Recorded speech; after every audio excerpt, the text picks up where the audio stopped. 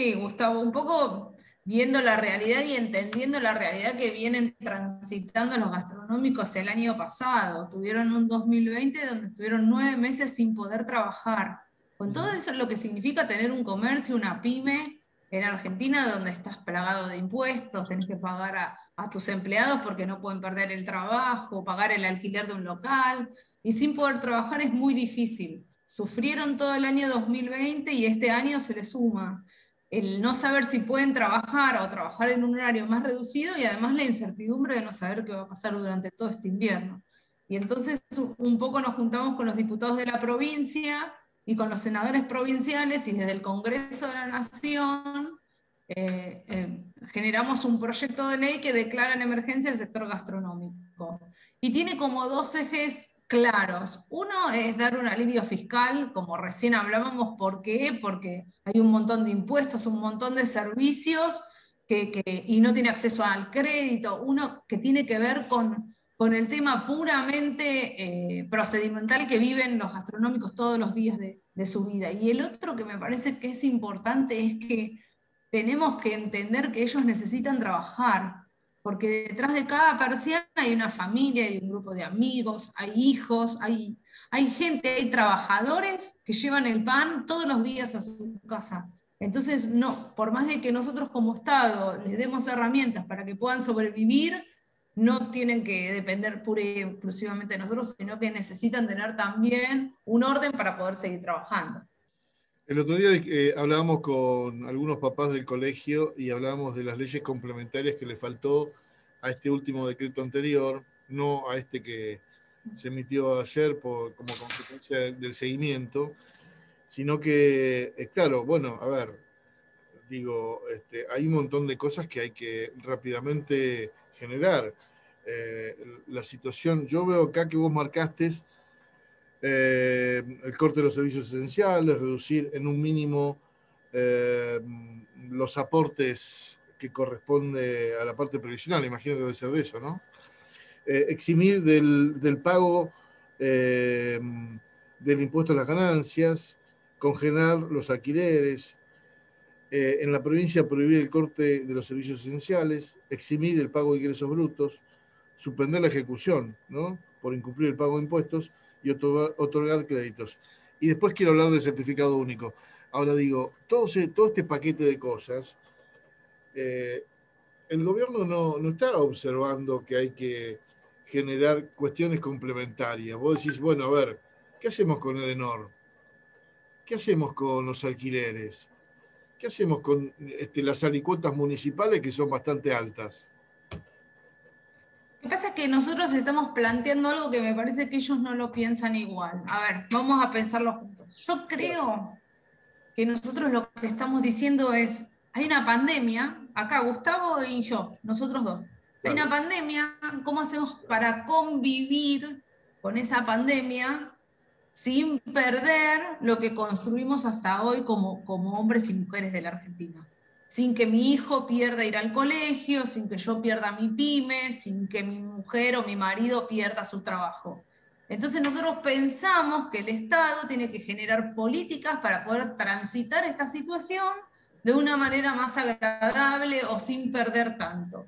El Estado lo que piensa es, estamos en una pandemia, lo que tenemos que hacer es, métanse todo para adentro, seguimos dando planes hasta donde podemos y si perdés todo, bueno, es una pandemia. Y me parece que no es una política después de un año y medio de situación crítica. Puede ser en un primer mes, en un segundo mes.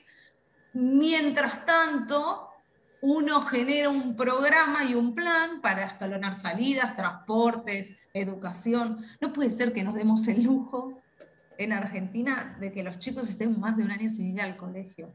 Es terrible el daño emocional y educativo que va a generar esta ausencia de escuela a lo largo del tiempo.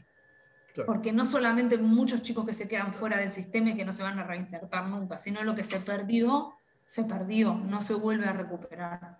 Y eso es muy grave. Igual que aquellos que vienen peleándola y luchándola con un negocio, con una pyme, con un comercio, con un gastronómico que tiene ayudar a un montón de gente y está trabajando a pulmón y no puede salir adelante. Me parece que nosotros tenemos que tener un orden de prioridades como país.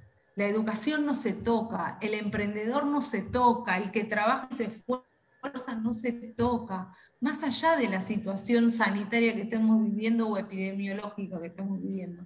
Hay reglas y perspectivas de país que uno quiere tener que son innegociables, innegociables. Y me parece que lo que vos me planteás es uno de esos valores que es innegociable. Por eso tenemos una perspectiva distinta con el gobierno. Bien, el sábado lo vi a Macri bastante sólido en algún aspecto. Alguno que otro no me dejó muy claro. Por ejemplo, yo creo que tenemos que ir a una reforma laboral y en esa reforma laboral, en mi barrio se dice poner huevos, ¿viste? Pero vamos a hacerlo más tranquilo, más discreto. Se van a tener que poner los pantalones largos, digo, van a tener que empezar e ir al hueso de la cuestión porque tener un empleado es imposible. Digo, es muy alto el costo, es muy difícil tenerlo, la industria del juicio es tremendo. Entonces, Y se digo, hicieron políticas que generan que uno tenga empleados en negro, ¿viste? O sea, hay más beneficios en que te cuanto obligan a a no eso. blanquear al... Sí, El sistema te obliga, total. te saca, Sí, es imposible. sí, ¿Cómo, totalmente. cómo lo viste a Sí. a tu expresidente? ¿Cómo lo Yo viste? la verdad es que primero me dio mucha alegría volver a verlo tan plantado, me pareció que generó un revuelo importante, que sigue siendo el líder de nuestro espacio, ha sido muy claro en toda la entrevista, eh, primero haciendo críticas sobre la situación, sobre su situación cuando le tocó ser presidente y sobre el gobierno que tenemos hoy en día y la posición que él tiene frente a Alberto Fernández. Y me parece que lo importante es que, más allá de que uno forma parte de un espacio, yo siempre digo que nosotros lo que tenemos que hacer o lo que tenemos que recuperar es eso de generar esperanza en los argentinos.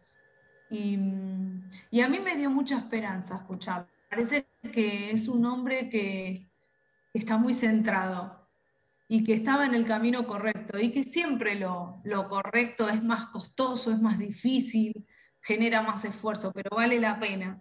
Así que a mí me dio no solo mucha alegría, sino mucha esperanza volver a escucharlo. Bueno, es una costumbre argentina esa, ¿no? Es una costumbre argentina, digo yo. Bueno, Nati, gracias por estos minutos. Digo, ¿nos queda algo más sobre el tema del proyecto?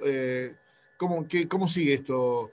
No, vamos a seguir trabajando este proyecto con las cámaras de los gastronómicos también. Justo vos me lo preguntaste y me había olvidado que con ellos también hicimos la propuesta de que cuando termine toda esta situación nos vamos a poner a trabajar en una reforma laboral para que sea más fácil tener empleados como debe ser, con los derechos que tienen que tener los trabajadores.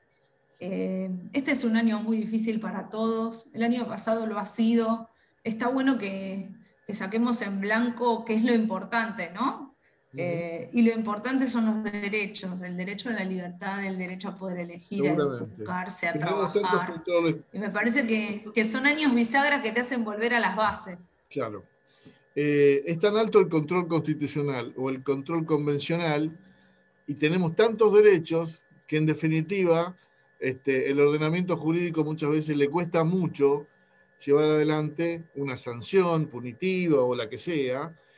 Y es muy difícil todo esto, porque, a ver, que un tipo que debe tanto al fisco se refugie en otro país, es un tema grave que nosotros le hayamos permitido salir a ese tipo de este país y que tan libremente puede opinar desde una moralina, increpando no solamente a un expresidente, sino también increpando un sistema cuando se quedó en sus bolsillos más de 9 mil millones de pesos. ¿No? Me parece una cosa bastante ingrata como Argentina. Pero llegamos a un punto que naturalizamos un montón de cosas, que en Sí, el claro. nombre de la política o de la militancia defendemos un montón de otras.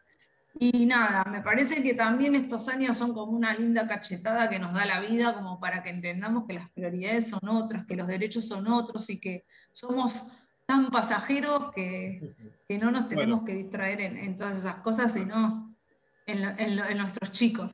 bueno, ¿qué pasa si pierde Boca y gana Racing?